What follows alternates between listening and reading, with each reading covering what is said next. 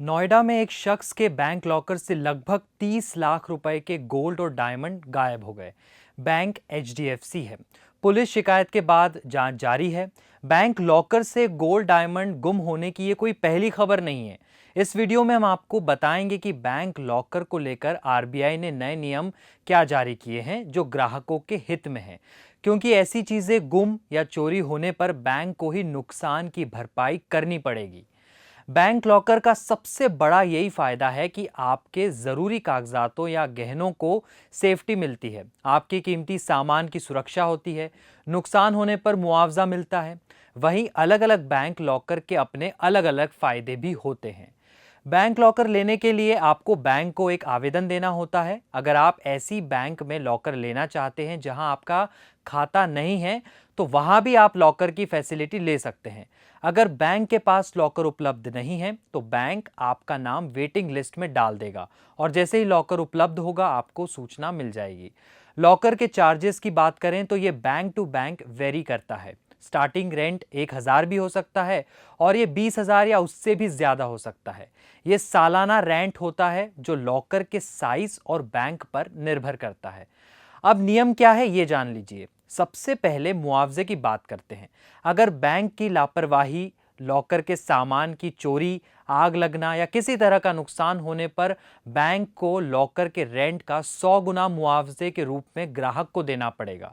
यानी अगर आपके लॉकर का रेंट 2,000 रुपए सालाना है, तो मुआवजा बनेगा 2 लाख रुपए।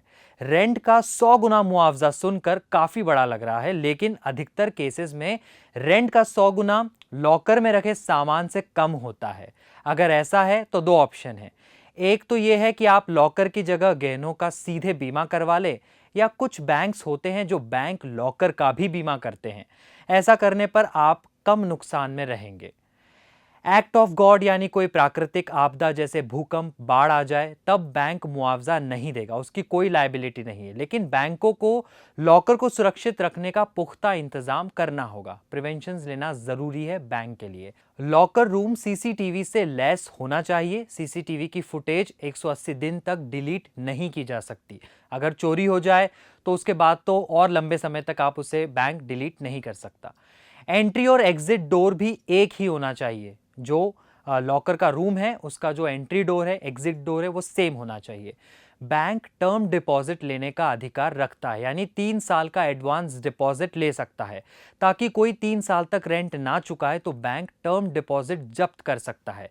साथ ही लॉकर भी ओपन कर सकता है, लेकिन इसके लिए बैंक को अपने ग्राहक को नोटिस, मैसेज, ईमेल करना होगा। यहां तक कि अखबार में पब्लिक नोटिस भी निकालना होगा। अगर आप लॉकर का लंबे समय तक इस्तेमाल नहीं करते तो भी बैंक आपका लॉकर ओपन कर सकता है। इसका पीरियड है 7 साल, इसलिए साल में एक बार अपना लॉकर जरूर यूज करें। लॉकर भी 2 लोग मिलकर ले सकते हैं, यानी जैसे बैंक के अकाउंट का जॉइंटली अकाउंट होता है, वैसे 2 लोग मिलकर लॉकर भी ले सकते हैं।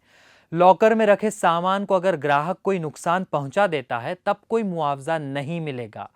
आपसे लॉकर की चाबी खो जाए तो वेरिफिकेशन प्रोसेस और कुछ चार्जेस वसूल कर आप फिर से अपना लॉकर ऑपरेट कर सकेंगे।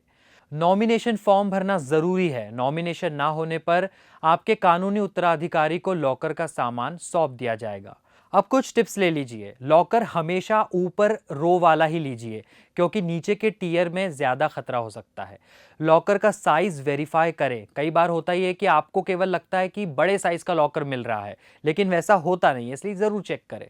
लॉकर में जो डॉक्यूमेंट्स रख रहे हैं उसे जिप लॉकर बैग में रखें ताकि सेफ्टी और बढ़ जाएगी। फिर एक लिस्ट बनाएं और लिखें कि लॉकर में क्या क्या रखा है। जब भी लॉकर से कुछ निकालेंगे या उसमें रखेंगे तो लिस्ट को भी अपडेट रखें।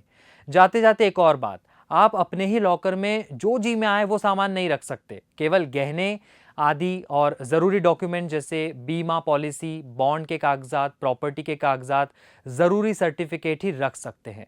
बंदूक, पिस्टल जैसी सामग्री नहीं रखी जा सकती।